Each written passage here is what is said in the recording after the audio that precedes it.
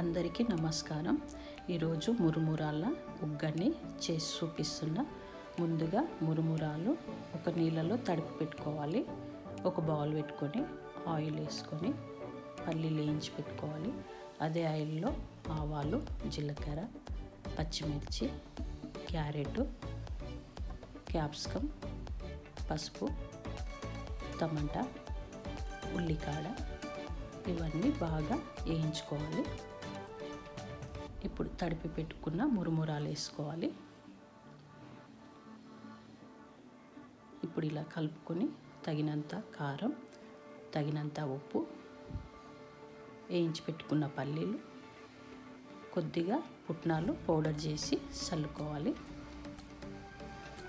కొత్తిమీర. నా channel like చేయండి, షేర్ చేయండి, సబ్స్క్రైబ్ చేసుకోండి.